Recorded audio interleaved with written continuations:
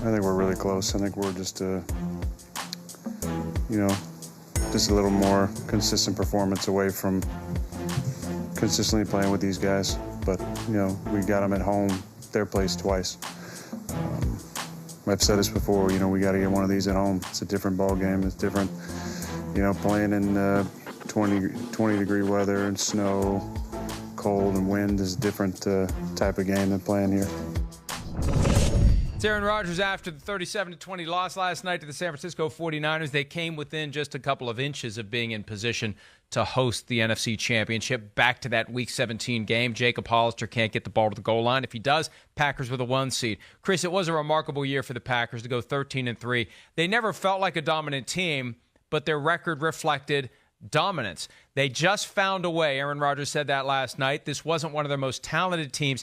And he went on and on in that kind of subtle way where he doesn't call anyone out who used to be there, but by the praise he heaps on the guys who are there. And he says, this year will always be special to me because it became fun again.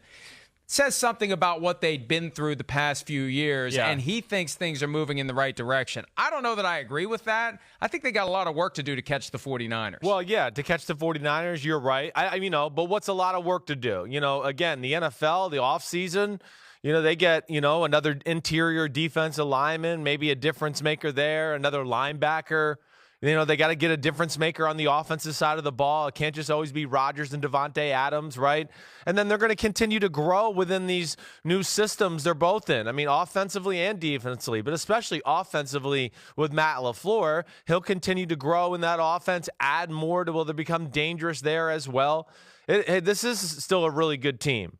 But hey, we had all these questions, going into the playoffs, going into late in the season. We wondered, we said this is one of the more underwhelming number 2 seeds we've seen. You started off the segment with, not a lot of dominant wins, a dominant record, but really, they just played the right way a lot of the times, had a fairly easy schedule. Rodgers didn't make mistakes. He's good enough to make a play here or there still to get them over the edge, and that's what it was. But they don't have the talent the 49ers have, right, Mike? And I don't know. You tell me, where do you think they start as far as a player or a position that they need to improve on their football team?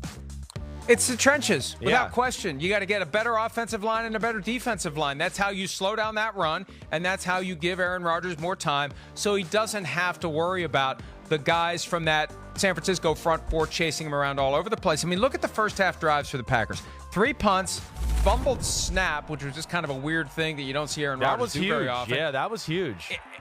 Interception, and then another punt. And it's 27-0 at halftime. It was worse than last time around. Last time it was 23, and he didn't think it could get any worse. This time it's 27-0 at intermission. They never had anything a part of the game plan that really slowed the the San Francisco 49ers down. The 49ers just were able to attack. They looked like they felt very comfortable. Green Bay's offense, it has been... Yes, a little bit predicated on their run success, a lot like the Vikings, to then be able to go to the play-action pass game where Rodgers is dangerous. The run game never got going, so therefore the play-action pass game really didn't have an effect on the 49ers defense. But, you're right, Mike. They're just overwhelmed by the size and physicality of the San Francisco 49ers. That's where they got to get bigger and better. I also think they needed another weapon on the offensive side of the ball around Aaron Rodgers, too. There's just nobody that scares you or backs you off in Green Bay. Yes, there's Devontae Adams, but Devontae Adams is not the kind of guy, again, that's going to catch a slant route and run for 70 yards. He's not that kind of guy. He's great in the middle of the field. He's a great route runner. Yes, he can beat you deep, but he doesn't strike fear of God into a defender. They need another guy on the other side of the ball a little bit to be that type of guy, to back people off from the run game, to make people think twice about blitzing them. Those are the things that'll help them. So they're close, but they need a few players, I think, on both sides of the ball. And they never really could get into a rhythm offensively. No. And I was a big proponent when we talked about it last week. They needed to keep Aaron Rodgers on the move. They never went up tempo. They never gotten a chance where they could have. Maybe they should have come out of the gates. In hindsight, anything they would have done differently than what they did yesterday, they should have tried to do, because we know what happened yesterday just flat out didn't work. But it just never felt like anything could get going. And Chris, I'm very big on studying the demeanor and the body language and the facial expressions of guys during these games. I'm amazed that they even made it interesting in the second half, semi-interesting, quasi-interesting. Because let me tell you, what I sensed at the end of the first half was a group of guys that just wanted to get the hell out of there. Well, they were looking at this going, man, what do we got to do to beat this team? They're on another level. They were shell-shocked, I think. You know, that's why the start of the game was important, for them to get some sort of confidence going, to go, okay, this isn't going to be like last time. We got something here. We can make something happen.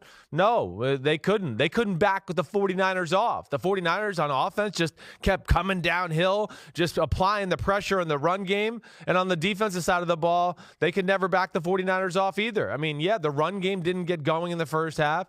You know, Rodgers, his completion percentage was good, but it was for very little yards. So there was nothing downfield backing that 49ers team off that way. The 49ers were just in full-fledged attack mode the whole time and really never had to come out of the position of power really from the get-go of the game.